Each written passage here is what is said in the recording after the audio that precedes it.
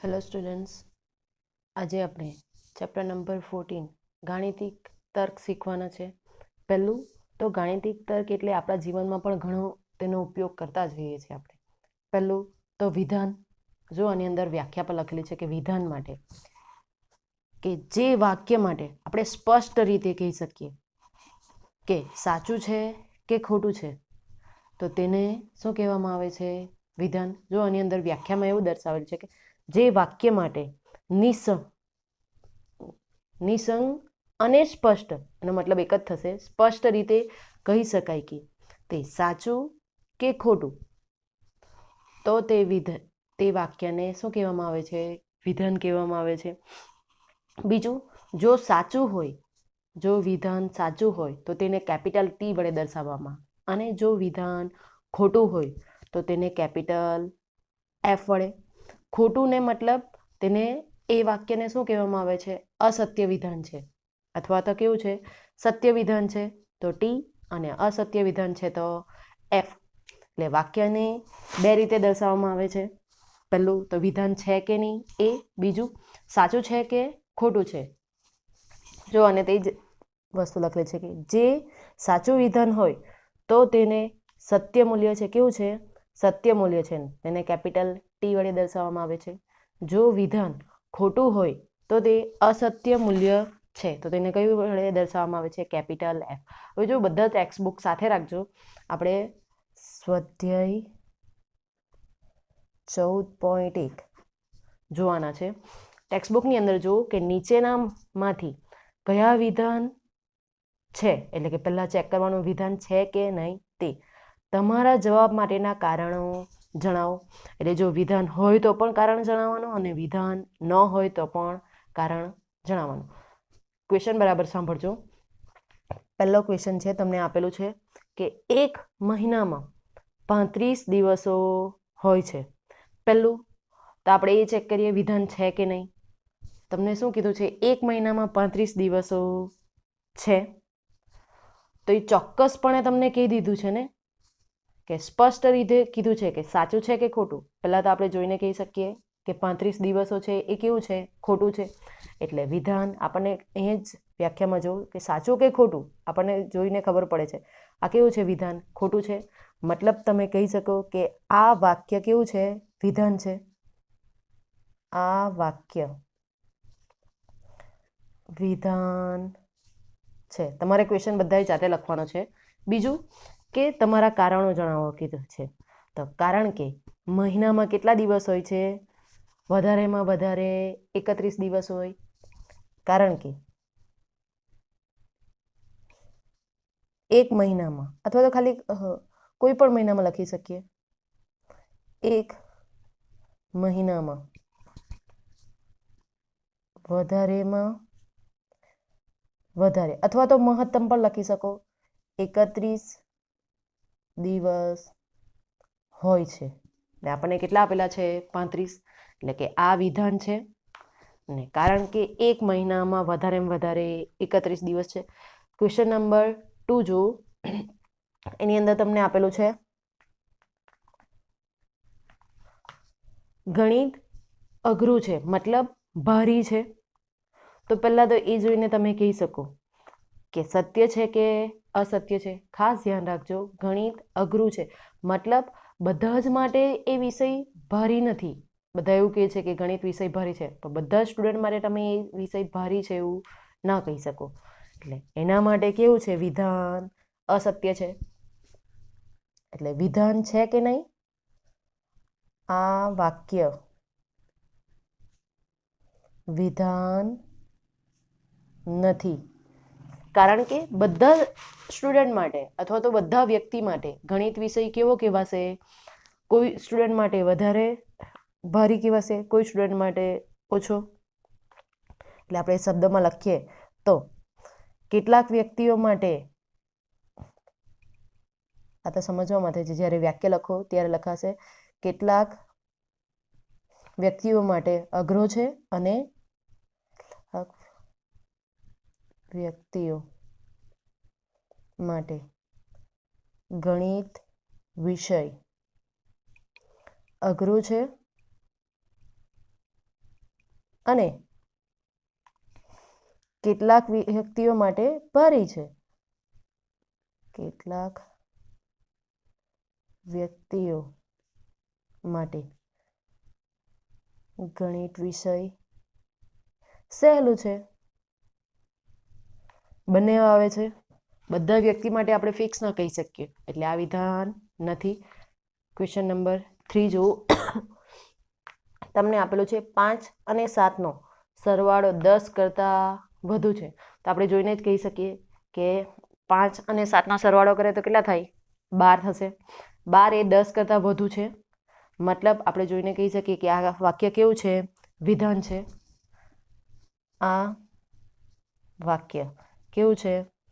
વિધાન છે. ને કારણ કે 5 અને 7નો સરવાળો કેટલો થાય છે? 12 થાય, જે 10થી વધારે છે. તમે કોઈ બી કારણ આપી શકો, પણ બરાબર હોવું જોઈએ. બીજું જો 5 કે કોઈ પણ સંખ્યાનો વર્ગ એ યુગ્મ સંખ્યા જ હોય, તો એ સાચું છે. આપણે વિધાન છે એવું કહી શકીએ કે કોઈ પણ સંખ્યાનો વર્ગ એ યુગ્મ સંખ્યા જ હોય, ન કહી શકાય. હવે જો પહેલું જો 1 એ છે, એનો વર્ગ કરીએ તો તે કેટલો આવશે? 1 જ આવશે, એ અયુગ્મ સંખ્યા મળે. બીજું 2નો વર્ગ કરીએ તો 4 થાય, એ યુગ્મ સંખ્યા આવશે. 3નો વર્ગ કરીએ તો કેટલો મળશે? 9. તો એ યુગ્મ સંખ્યા છે? ના, નથી, અયુગ્મ સંખ્યા છે. એટલે બધા માટે આપણે નહીં કહી શકીએ. પહેલાં વાક્ય બરાબર જોવાનું. 4 છે, એની અંદર જોવું કે પહેલું તો સાચું છે કે ખોટું છે, એના પરથી તમે કહી શકો કે આ વાક્ય વિધાન નથી. કેવું છે? વિધાન નથી. કારણ કે બધી જ સંખ્યા માટે તો આપણે પહેલી 3 સંખ્યા જ લઈ લઈએ તો આપણને ખબર જ પડી જશે. 1 સ્ક્વેર કરો તો કેટલું મળશે? 1. એ કેવું છે? અયુગ્મ. હમણાં જ કીધું. 2 સ્ક્વેર કરો એટલે કેટલા મળશે? 4. એ કેવું મળે છે? યુગ્મ. અને છેલ્લું 3 સ્ક્વેર કરો તો કેટલા મળશે? 9. યુગ્મ મળે થશે. તો આ તો 2 તો અયુગ્મ મળે છે. હજુ બી તમે મેળવો તો યુગ્મ અને અયુગ્મ બંને જ મળશે. તો આ વિધાન નથી, ને કારણ કે અયુગ્મ સંખ્યા મળે એવું જરૂરી નથી. જ્યારે કેવું એનો જે વર્ક કરે એ યુગ્મ અને અયુગ્મ બંને મળે છે. વર્ક કરતા 1 મિનિટ રકમમાં જો સંખ્યાનો વર્ક કરતા, વાક્યમાં લખાશ સંખ્યાનો વર્ક કરતા યુગ્મ અને અયુગ્મ મળે છે. યુગ્મ અને કયું? અયુગ્મ મળે છે. પછી જો આગળનો ક્વેશ્ચન, કોઈ પણ ચતુષ્કોણની બાજુઓ સમાન લંબાઈ ધરાવે છે. પહેલું તો એ કે તમને કીધું છે કોઈ પણ ચતુષ્કોણની બાજુઓ સમાન લંબાઈ ધરાવે. પહેલું તો આપણે સમજીએ, ચોરસ છે, ચોરસ એ પણ ચતુષ્કોણ જ કહેવાય. બીજું આગળ બીજું કયું કહેવાય? ચોરસ જ, પણ સમબાજુ ચતુષ્કોણ એના માટે પણ. એના પછી બીજા બધા ચતુષ્કોણ છે જેમાં તેની બધી બાજુઓ કેવી છે? સરખી હોતી નથી. આમાં તમને કીધું છે કે ચતુષ્કોણની બાજુઓ સમાન લંબાઈની હોય. તો કોના માટે સમાન લંબાઈની કહી શકીએ? એક તો સમબાજુ ચતુષ્કોણ માટે, ને બીજું ચોરસ માટે કહી શકો. બાકીના માટે તમે કહી જ નહીં શકો. એટલે પહેલું તો આ વિધાન નથી, કે આ વાક્ય વિધાન નથી. ચોરસ, કારણ કે ચોરસ અને કયું કહેવાશે? સમબાજુ ચતુષ્કોણ ની બાજુઓ સરખી આવે. ની બાજુઓ સરખી લંબાઈની હોય. બીજા બધા ચતુષ્કોણની બાજુ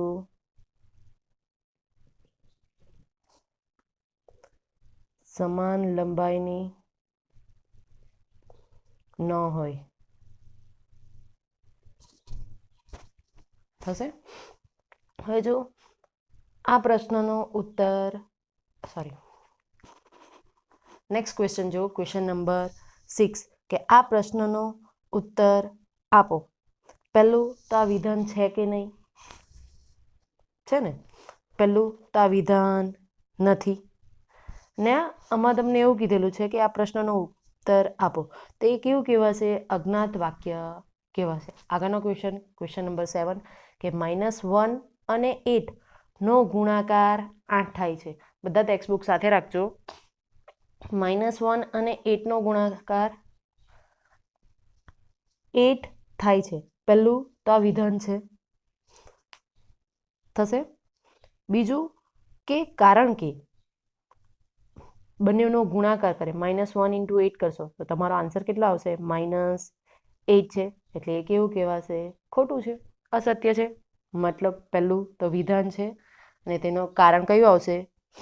-1 અને 8નો ગુણાકાર કેટલો આવે છે? 8 છે. આગળનો ક્વેશ્ચન જો કે ત્રિકોણના બધા અંતઃકોણનો સરવાળો. શું કીધું છે? ત્રિકોણના બધા અંતઃકોણનો સરવાળો 180 થાય છે. પહેલું તો આ વિધાન છે. હંમેશા સત્ય જ બનવાનું. આપણે બધાને ખબર કે ત્રિકોણના બધા ખૂણાનો માપનો સરવાળો કેટલો થાય? 180 થાય. આગળ આજે તોફાની દિવસ છે કે વાક્યમાં તમારું વિધાન છે કે નથી? વિધાન નથી. આપણે ચોક્કસ નહીં કહી શકીએ ને કે આજે તોફાની દિવસ છે ને અંદર એવું કંઈ પણ નથી દર્શાવેલું છે. કોઈ સમય નથી. સમય નહીં આપેલું છે. તમને કીધેલું છે કે આજે તોફાની દિવસ છે. એટલે વાક્યમાં શું છે? આજે ખાલી સમય દર્શાવે છે. તમારું કહેવાશે આ વિધાન નથી. બાકીના જે ક્વેશ્ચન છે, છેલ્લો એક જ બાકી છે કે બધી વ્યક્તિ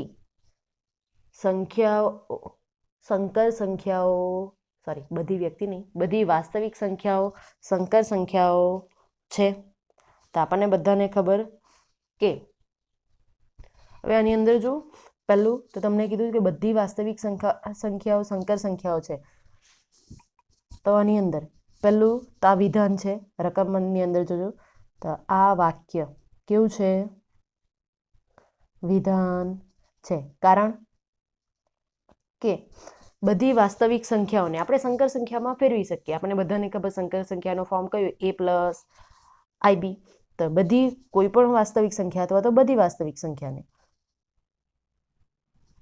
કોઈ પણ વાસ્તવિક સંખ્યાને કયા સ્વરૂપમાં? હમણાં જ કીધું કે a+ib સ્વરૂપમાં સ્વરૂપમાં દર્શાવી શકાય. ફેરવી નહીં લખાય, દર્શાવી શકાય. થશે? દર્શાવી શકાય. એટલે આ વાક્ય કેવું છે? વિધાન છે. હવે જો તમારી ટેક્સ્ટબુકની અંદર ઉદાહરણ નંબર 1 કે નીચેના વાક્યો વિધાન છે કે નહીં અને કારણ સહિત જણાવો. એ તમારે હોમવર્કની અંદર કરવાનું છે. હોમવર્કની અંદર ઉદાહરણ નંબર 1. બીજું જો કે તમને આપેલું છે ક્વેશ્ચન નંબર 2 14.1 અંદર 14.1 અંદર કે વિધાન ન હોય તેવા 3 વાક્યના ઉદાહરણ આપો. હવે જો તમારે ઉદાહરણ આપવાના છે વિધાન ન હોય તેવા, તો પહેલાં 2 ઉદાહરણ હું આપીશ, પછી તમારે જાતે આપવાના છે. તો પહેલું જો કે તમને શું કીધું છે, કેવા ઉદાહરણ આપવાના છે કે વિધાન ન હોય તેવા, એટલે વિધાનની જ હોવું જોઈએ. પહેલું આ થશે કે આ વાક્ય કોનું છે? કયું? આ વાક્ય કોનું છે? આપણને કીધું છે કે વિધાન ન હોય તેવા એવું કીધું છે. બીજું છે હું પાસ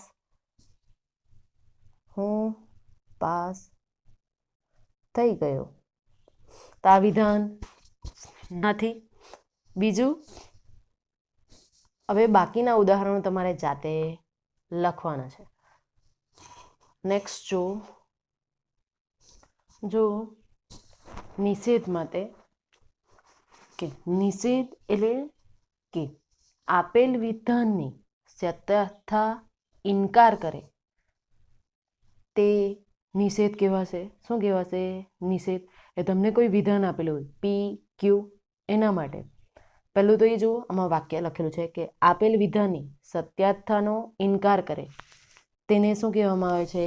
નિષેધ કહે છે. પહેલું તો જો પી સત્ય હોય ને બીજું પી અસત્ય હોય, બંને માટે છે. જો પી સત્ય હોય તો તેનો નિષેધ કેવું થશે? એના કરતાં વિરુદ્ધ. પી સત્ય છે તો પી કેવું છે? સત્ય અસત્ય છે. બીજું જો કે પી અસત્ય હોય તો તેનું નિષેધ એટલે કે તેનું નિષેધ કેવું થશે? સત્ય થશે. અહીં લખાયેલું ખોટું છે, અસત્ય. કેવું છે? તેના કરતાં વિરુદ્ધ આવે. જો પી સત્ય તો તેનું નિષેધ અસત્ય, પી અસત્ય તો તેનું નિષેધ કેવું છે? સત્ય થાય. તો એને સંકેતમાં, કોને? નિષેધને સંકેતમાં અહીંયા જો તમને એવું દર્શાવેલું છે, બરાબર દેખાશે નહીં, ઇક્વિવેલન્ટ પી લખેલું છે અને સંકેતને શું કહેવાય છે ઇંગ્લિશમાં? ઇક્વિવેલન્ટ. નિષેધ પી અથવા તો કહી શકો ઇક્વિવેલન્ટ પી વડે દર્શાવાય. બીજું સંયુક્ત વિધાન. સંયુક્ત વિધાન એટલે કે તમને કોઈ બે વિધાન આપેલા હોય અને કે અથવા જેવા કારકોનો ઉપયોગ કરી સંયુક્ત વિધાન બને છે. તમને બે વિધાન આપેલા હોય તેને જોડે અને બીજું કયો શબ્દ છે? અથવાથી. આ ખાસ ધ્યાન રાખજો, અને અથવાથી સંયુક્ત વિધાન બને. બીજું કે સંયોજન જોવાના છે. સંયોજન અને વિયોજન આપણે પહેલાં શીખવાના છે. સંયોજન. સંયોજનને સંજ્ઞા વડે કયું દર્શાવવામાં આવે છે? પહેલું તો જુઓ કે બે કે બેથી વધુ સાદા વિધાનોને, બે કે બેથી વધુ સાદા વિધાનોને તાર્કિક કારણ એટલે અમે જે કીધું અને વડે જોડવાથી વિધાનનું સંયોજન મળે છે. ને એને સંકેતમાં દર્શાવવું હોય તો કયું કીધું? આ સંજ્ઞા છે એની બે વિધાન છે એટલે પી અને ક્યુ. ચાલો, વિધાનો પી અને ક્યુના સંયોજન સંકેતમાં પી સંયોજન ક્યુ વડે દર્શાવાય. કયું છે? પી સંયોજન ક્યુ વડે દર્શાવાય. પી એટલે સાચું છે, ખોટું છે, ખોટું છે, સાચું છે. ક્યુ માટે ખોટું છે, સાચું છે, ખોટું છે, સાચું છે. હવે જો અને વડે દર્શાવેલું છે, મતલબ કે તમારા કોઈ બે વિધાન આપેલા છે, એ બે વિધાનમાં જો બંને સાચા વિધાન હોય ને તો જ તમે સાચું કહી શકો, ટ્રુ. બાકી જો તમને એક સાચું અને એક ખોટું આપેલું હોય તો તમારું વિધાન ખોટું જ કહેવાશે. બંને ખોટા હશે તો તમે ખોટું જ કહી શકો. જો આમાં બંને વિધાન સાચા છે તો સાચું કહી શકો.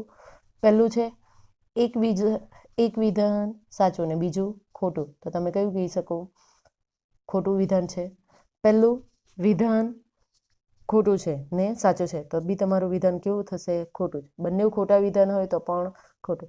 આના માટે એક શબ્દ ઉપયોગ કરવામાં આવે છે કે જો વિધાન બંને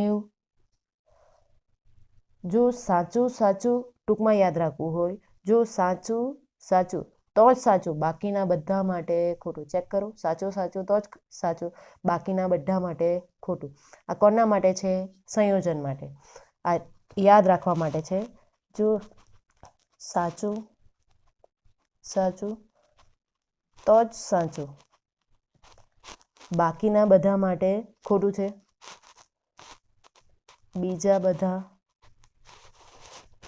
બીજું બધું જ